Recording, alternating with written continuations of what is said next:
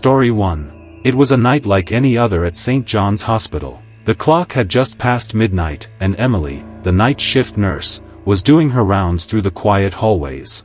The staff respected her. She was dedicated, punctual, and never seemed to show fatigue, despite the endless nights.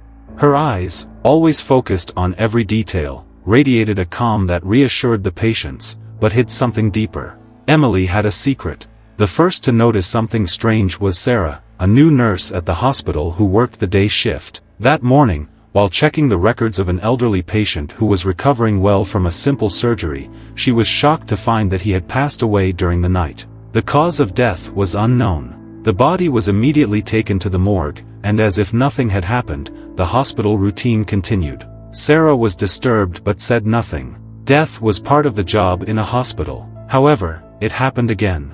Another patient, not at risk, died unexpectedly during the night. Again, under Emily's watchful eyes. A chill ran down Sarah's spine as she began to wonder if it was all just coincidence. When she shared her concern with Dr. Thomas, the hospital director, he was quick to downplay the case. Patients die in hospitals all the time, he said with a forced smile. But Sarah felt there was more behind that smile. Emily continued her night rounds, unshaken by the whispers that began circulating among the staff. Some of the older nurses, who had worked with Emily for years, claimed she was impeccable at her job, a true professional. But for Sarah, something was wrong. She began investigating on her own, reviewing records, schedules, and talking to other nurses. That night, Sarah was determined to find the truth. She hid in the medication room and, from the dark corner, watched as Emily entered the room of the hospital's youngest patient, a 25-year-old man who had been in a car accident. He was recovering well and was set to be discharged the next day. Emily stood by his bed, her cold, almost lifeless eyes staring intently at the heart monitor. She fiddled with something on the machine. Sarah could barely breathe as she watched the scene. Something was wrong with that woman. The moment the monitor started beeping frantically, Sarah dashed out of the room to try to save the patient. Sarah ran down the narrow hallway, the sound of her shoes echoing in the stillness of the night. When she entered the room, the patient was in cardiac arrest, and Emily seemed completely calm, as if she had expected it. Without wasting any time, Sarah began performing resuscitation procedures, shouting for Emily to get help. The nurse hesitated for a moment, her eyes fixed on the scene before her, then slowly left the room. The young man didn't make it. Despite Sarah's desperate efforts, he was pronounced dead minutes later. Devastated, she collapsed into a chair beside the bed, her hands trembling. Something was terribly wrong, and she knew Emily was at the center of it. When Dr. Thomas arrived, accompanied by other staff members, he looked at Sarah with a mix of anger and frustration. "You shouldn't be here," he said coldly. I saw her. Emily was here. "Something is happening, doctor."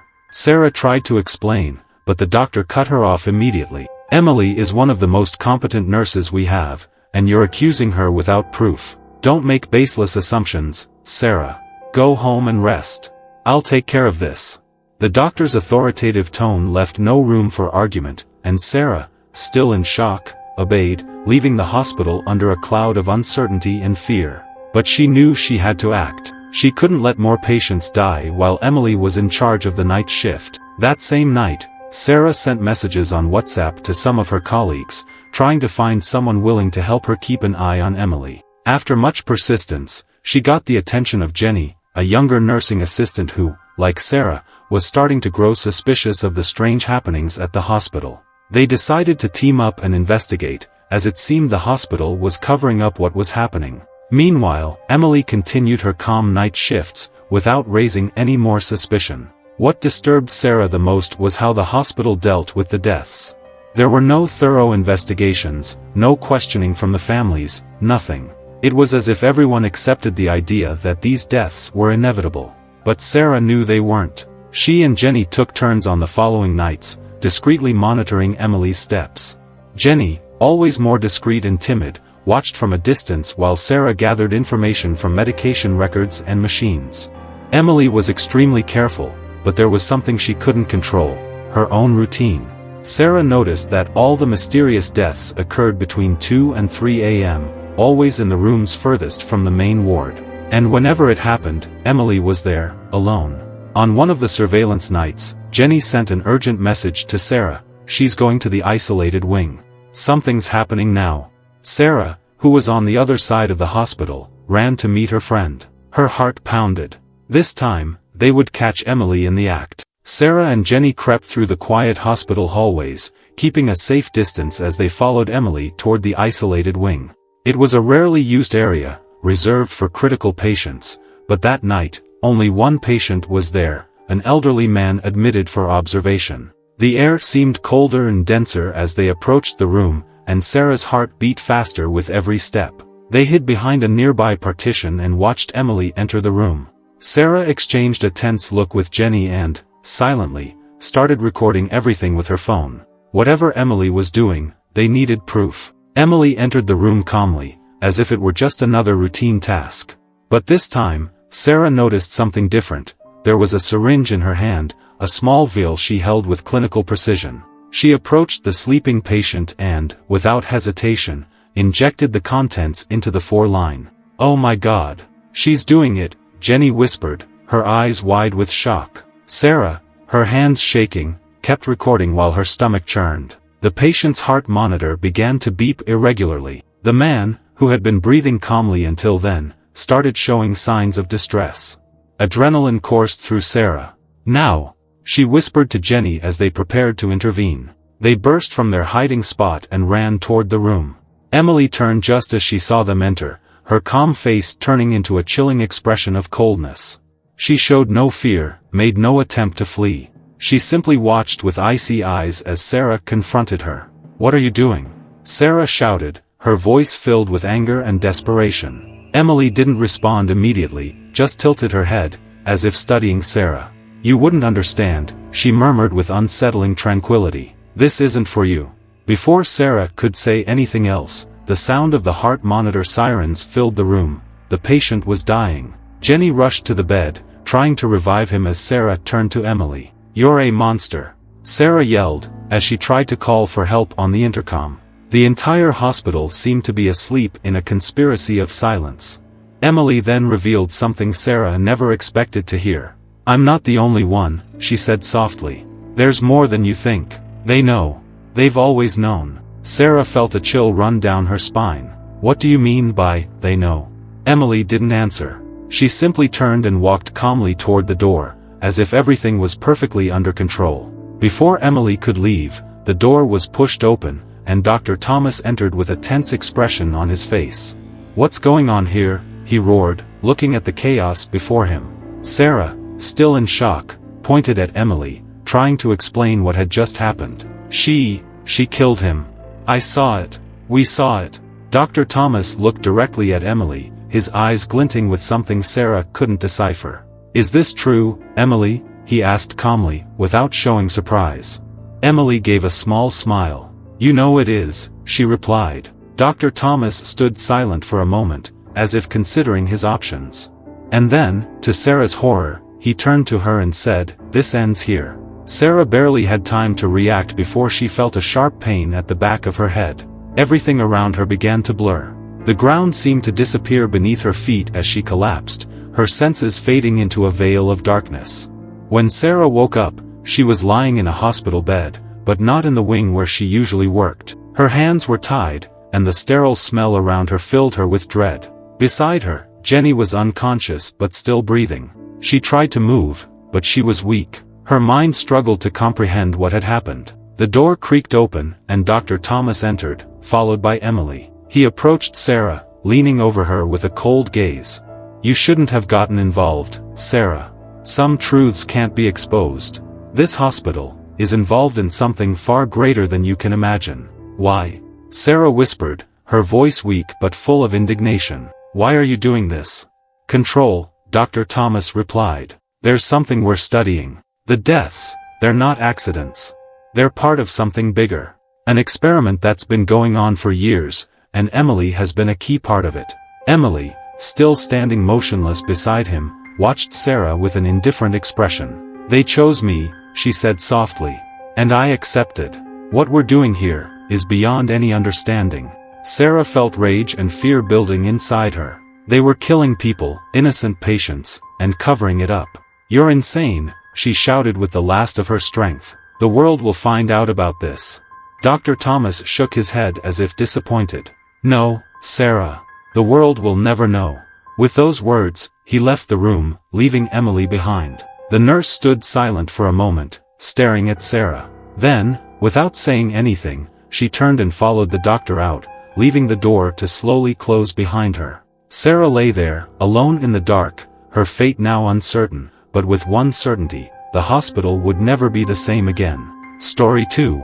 Lindsay had been working at St. Joseph's Hospital for over 5 years. She was known for her unshakable calm, her surgical precision, and above all, the care with which she treated patients. Always with a gentle smile, she quickly earned the trust of everyone around her. From doctors to nurses, everyone saw her as the perfect example of professionalism. But something strange was happening. A pattern that no one seemed to notice, at least not at first. Patients who seemed stable would suddenly die during the night, specifically, when Lindsay was on duty. The deaths were always attributed to unexpected complications or sudden worsening of the patient's conditions, but the growing number of fatalities started to draw attention.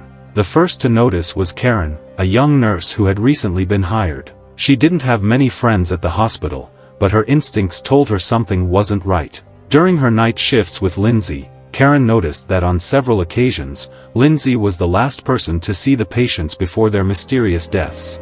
She began to suspect that the perfect nurse might not be as angelic as she appeared. On a particularly quiet night, Karen decided to act. She was determined to watch Lindsay closely, even if it meant taking risks. Walking through the cold, dark corridors, Karen saw Lindsay enter the room of an elderly patient recovering from pneumonia. Something about the way Lindsay handled the syringe made Karen's heart race. There was something more to that woman. The next morning, the hospital was abuzz with news. The patient had died unexpectedly. The medical team was perplexed, but there were no clear signs of error or negligence. However, Karen knew what she had seen, and now, more than ever, she was determined to uncover the truth. Karen couldn't get Lindsay out of her mind. She replayed every detail of that night and the previous ones.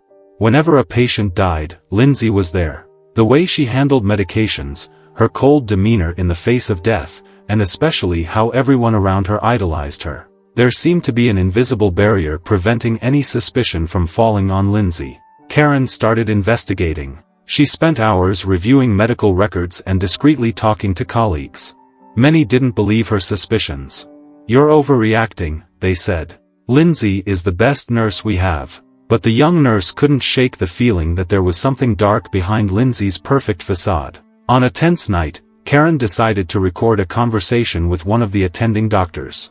During a WhatsApp exchange, she pressured him to review the records of the patients who had died under Lindsay's care. "It's too much of a coincidence," Karen said.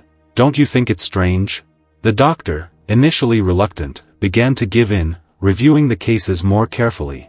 Meanwhile, Lindsay continued to work as if nothing had changed. But Karen knew she was getting close. With every death, her sense of urgency increased. And then, it happened again. A young patient, admitted after a simple appendectomy, died inexplicably. Karen knew this would be the proof she needed. She had been on vigil that night, hiding in the hallway, watching Lindsay's every move. Karen grabbed her phone, shaking with nerves, and began recording the nurse. She knew she didn't have much time before she was discovered, but she needed proof. She saw Lindsay enter the young patient's room, and moments later, the sound of the monitoring machines started to go off. The patient's heart had stopped. Karen didn't hesitate. She burst into the room, still recording on her phone, and confronted Lindsay. "What are you doing?" she shouted, not caring who might hear her. Lindsay looked at her with her usual calm, but now there was something sinister in her smile. "You wouldn't understand," Lindsay said, in a cold voice. "Some of us have a greater role to play in this world." Lindsay's words left Karen frozen. It was as if, in that moment, the veil of Lindsay's angelic facade had fallen. Lindsay wasn't just making mistakes, she was deliberately killing the patients. And what was even more disturbing, she seemed to believe she was doing something necessary. The sound of the heart monitor sirens echoed through the room, and Karen didn't know what to do. She rushed to the patient, desperately trying to save him, but it was too late. Lindsay's icy detachment as she watched the young man die was terrifying. "Why are you doing this?" Karen cried, her voice breaking. Before Lindsay could answer, the door was thrown open. Dr. Mitchell, the head of the medical team, entered, horror-stricken by the patient's condition.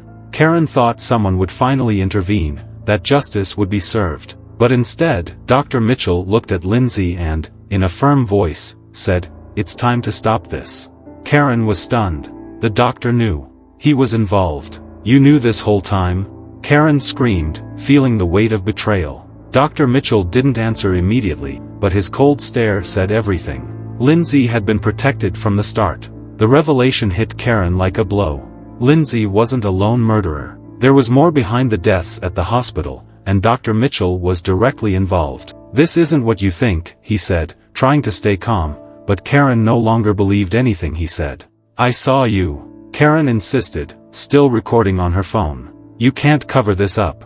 What you're doing here is sick." Dr. Mitchell sighed, as if faced with a difficult decision. "Karen, you're in a dangerous place.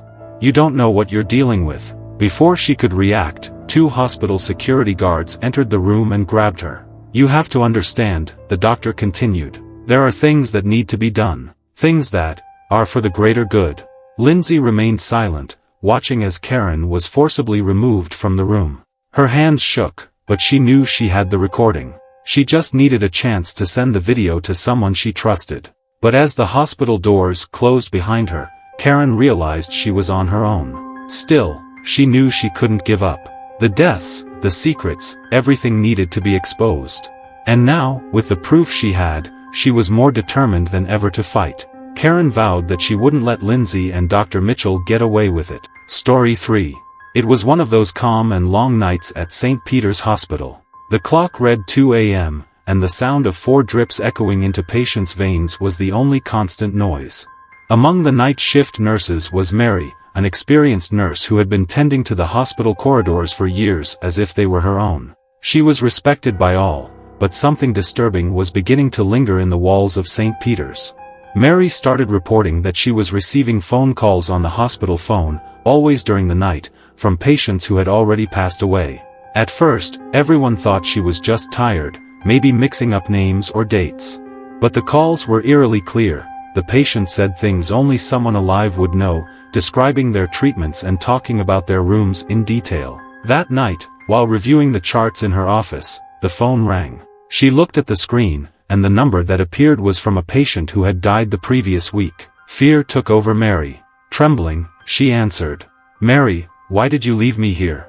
"I'm still here." Mary's heart nearly stopped. She recognized the voice of Diane, an elderly lady she had cared for months before her recent death. Mary immediately hung up and tried to ignore what she had just heard, but deep down, she knew something was terribly wrong. The next morning, Mary decided to tell her colleagues what had been happening. She was met with skeptical looks, and many attributed the calls to some kind of phone system glitch or pure exhaustion. But she wasn't the only one affected.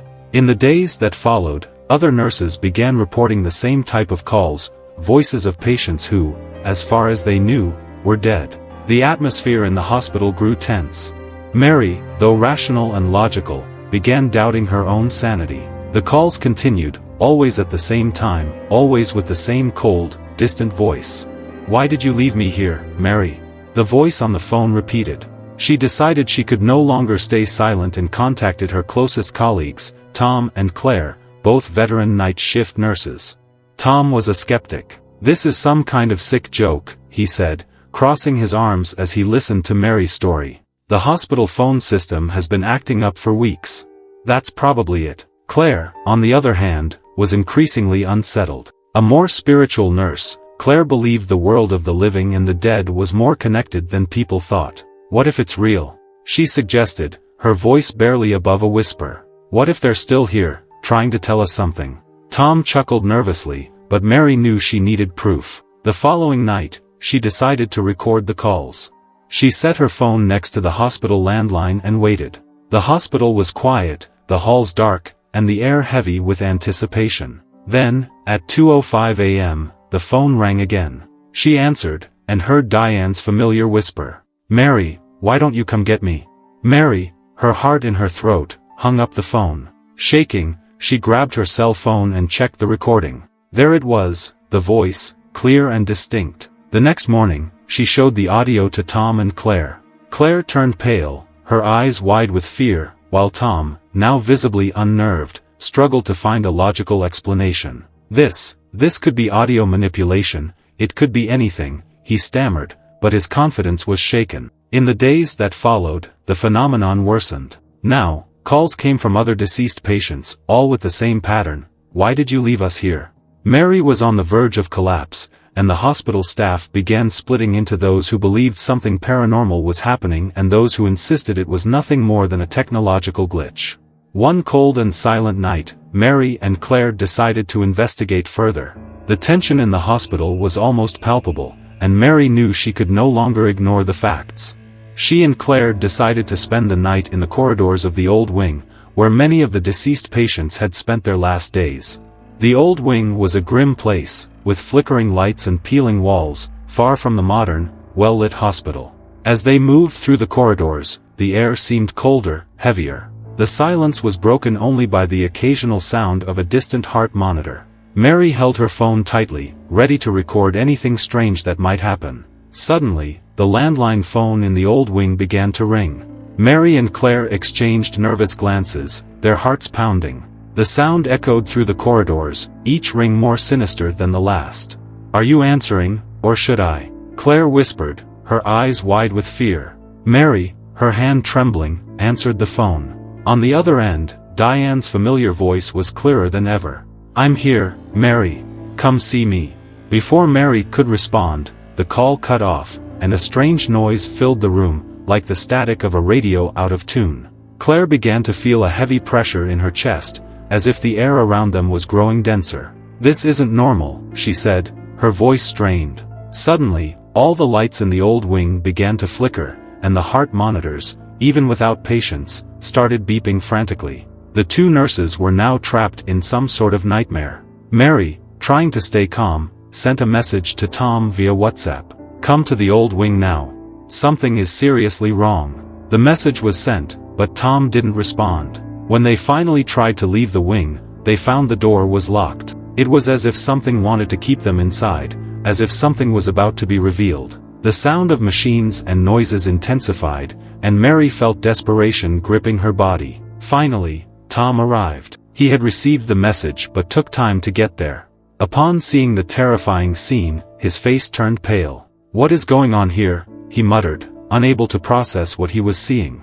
Mary and Claire were trapped in the middle of a situation that defied all logic. Before they could answer, the phone rang again. Tom looked at the phone in horror, but it was Claire who answered. "What do you want?" she asked, her voice trembling. The voice on the other end wasn't Diane's. It was a deeper, darker voice, and what it said made everyone's blood run cold. "You should never have come here." Suddenly, all the machines stopped. The deadly silence filled the old wing, and the pressure in the air disappeared. The lights returned to normal, and the door, once locked, was now unlocked. Tom, Mary, and Claire, in shock, left the wing as quickly as they could without saying a word.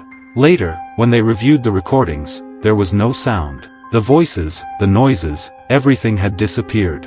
Nothing remained except the terror they had witnessed. The hospital decided to permanently close the old wing, and none of the nurses ever spoke of the incident again. Mary, however, knew it wasn't over. The phone still rang in her nightmares, and the voices still whispered, "Why did you leave us here?" Story 4. The hospital was never the same after Ward 13 reopened. There was something wrong with that wing. The atmosphere was heavy, gloomy, and the nurses avoided talking about what they saw and heard at night. That ward, on the hospital's most isolated floor, had been closed years before due to a series of mysterious events that no one could explain. But out of necessity, it was reopened recently, and the horror stories began circulating again. Anna, a young and determined nurse, was one of the first to notice the strange events. During the night shift, she heard unexplained sounds coming from the hallways. Footsteps, whispers, and sometimes, the sound of someone crying. At first, she thought it might be a confused patient, but the reality was much more terrifying. Patients who had been stable vanished without a trace, and no one seemed to notice. When Anna asked, she was always told the patient had been transferred, but the records never confirmed it. On a particularly quiet night, Anna was assigned to care for 3 patients in Ward 13. As soon as the night began, she felt the familiar chill that permeated the air in that ward. While checking on the patients, she noticed something unusual. One of the supposedly empty rooms had its door slightly ajar, and a shadow quickly passed through the gap. Her body froze. There shouldn't be anyone in there, she thought. But something called her, something made her go, even against her will. With her heart racing, she slowly opened the door. The room was dark, but she could see the bed in the center, covered in white sheets. Everything seemed normal, except for the fact that the bed, which should have been empty, now appeared to be occupied. An indistinct figure lay there, and before Anna could react, a low, drawn-out voice whispered, "You'll find me, like the others."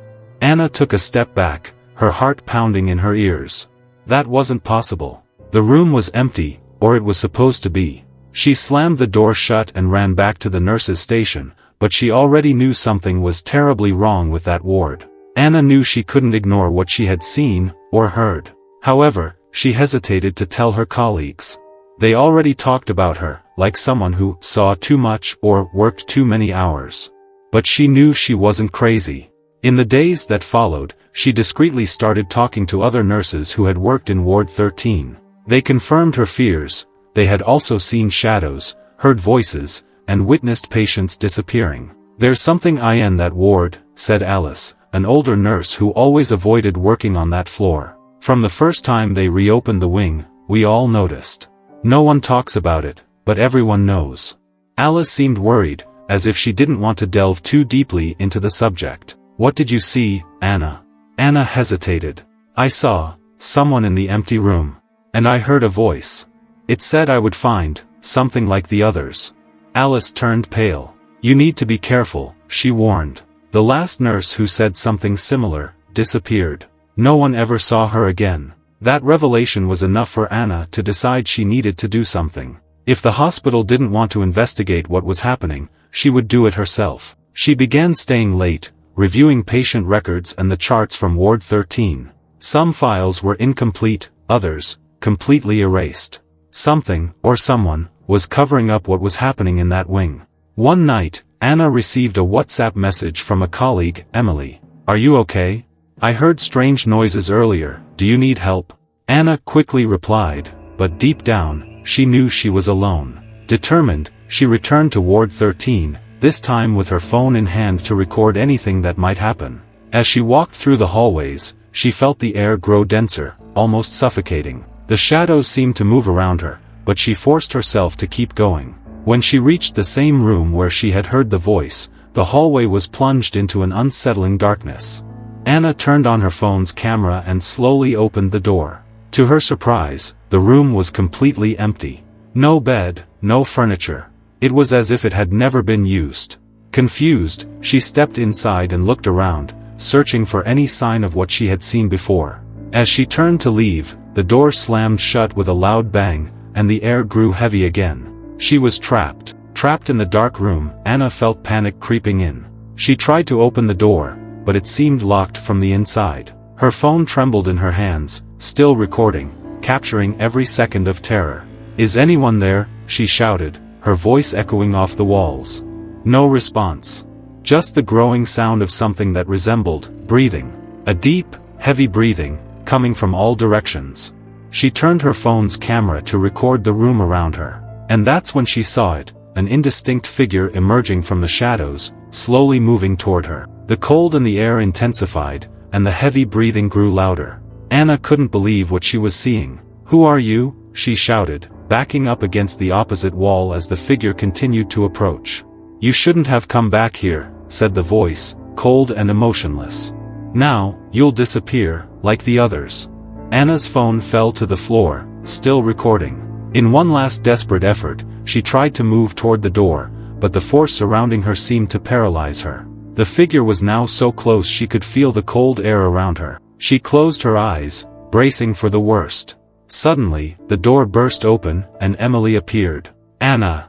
What's happening?" Emily rushed over to her, helping her up. The figure vanished the moment Emily entered. Without wasting time, the two of them ran out of the room, the sound of footsteps and breathing still echoing in the corridors. Anna, in a state of shock, could barely explain what had happened. When they finally stopped to catch their breath, Anna realized her phone was still recording. Together, they watched the video. The figure was there, moving in the shadows, and the cold voice was still audible. "You'll disappear, like the others."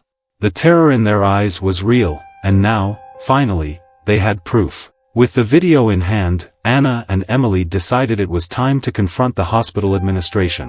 They took the case to the director, who, to their surprise, didn't seem shocked. He watched the video in silence, closing the laptop with a serious expression.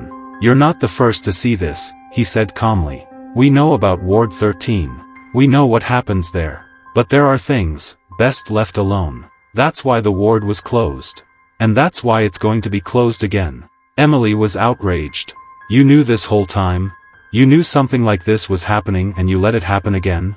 But the director remained unmoved. "There are forces beyond our understanding," he said coldly. "Some doors should never be opened." In the following days, Ward 13 was sealed off again, this time for good.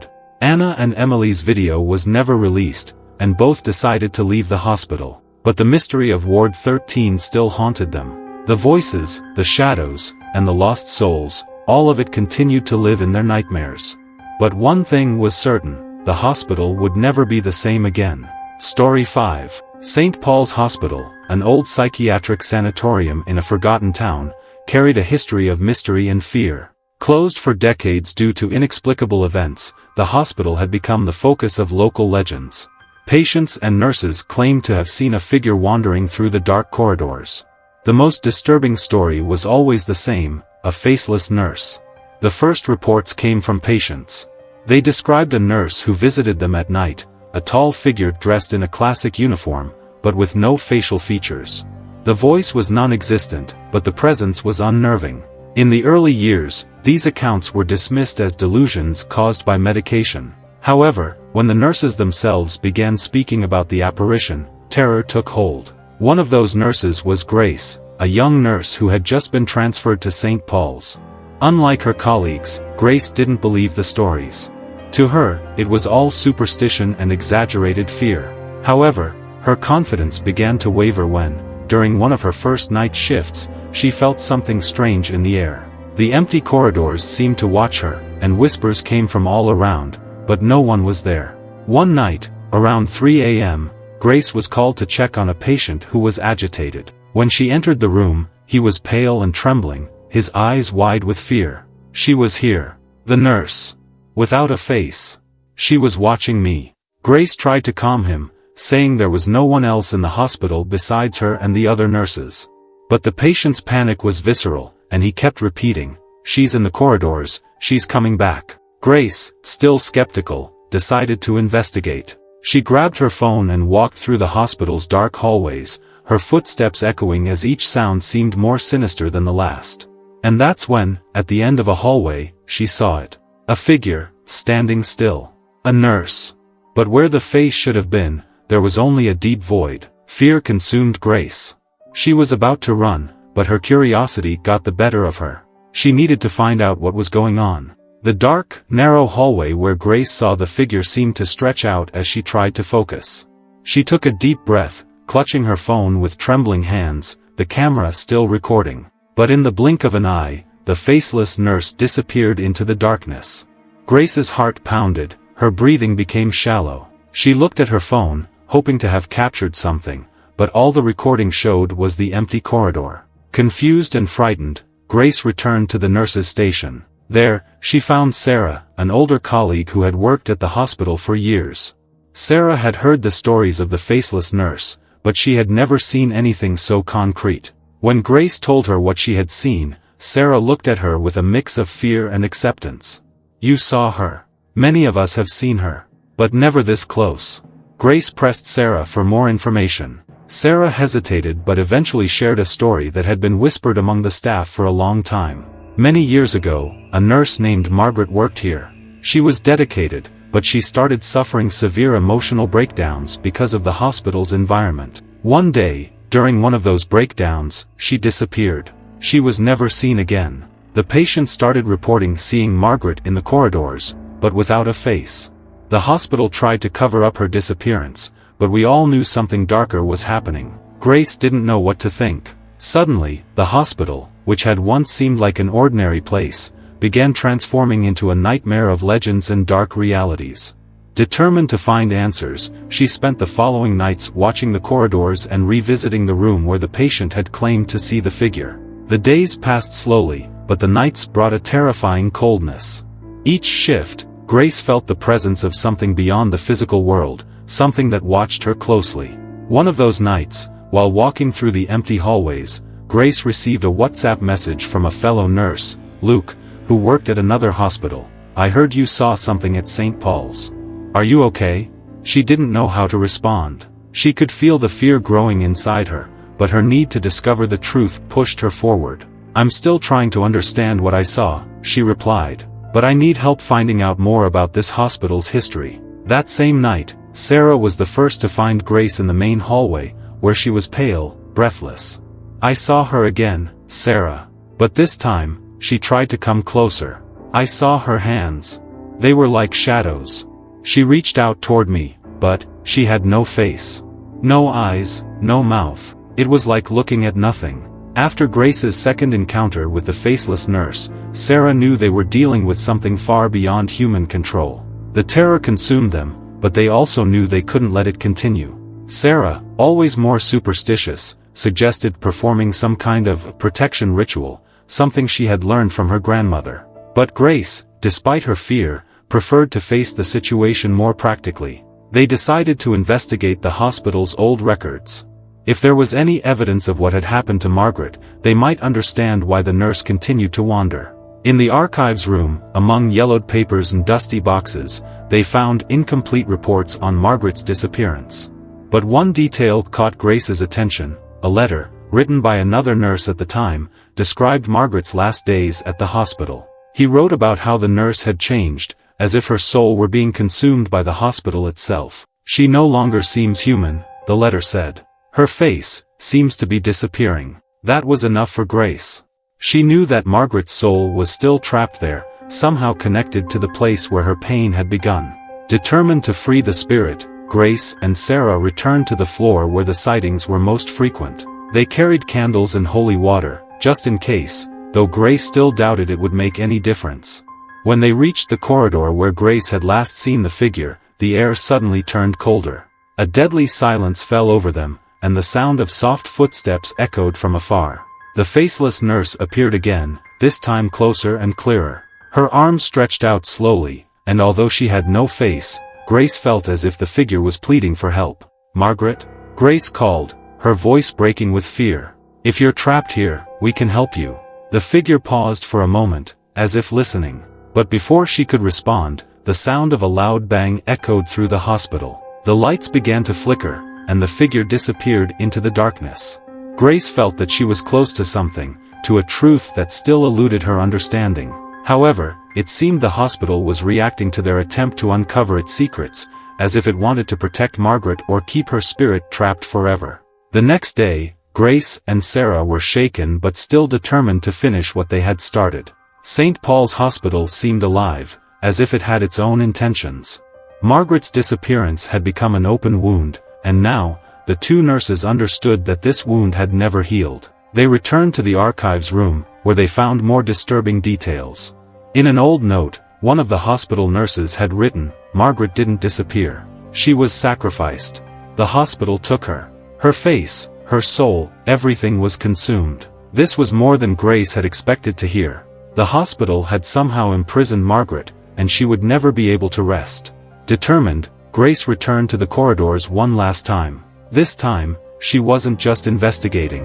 She was there to free Margaret. Together, she and Sarah walked the halls, calling out the name of the missing nurse. The lights flickered again, and the faceless figure appeared before them. "We're here to help you," Grace shouted, facing the fear that still consumed her. "You can be free."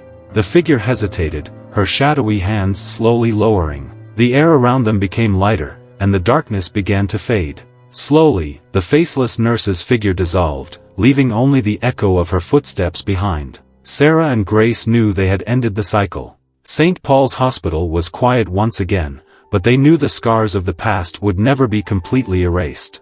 The faceless nurse wouldn't appear again, but the mystery of the place would continue to live in the walls, in the shadows, and in the stories yet to be told. If this story has kept you hooked so far, subscribe to the channel and share it with anyone you know who would also love to experience it. But it's not over yet, there are more mysteries to be solved. Get ready for the finale and find out how this story really ends.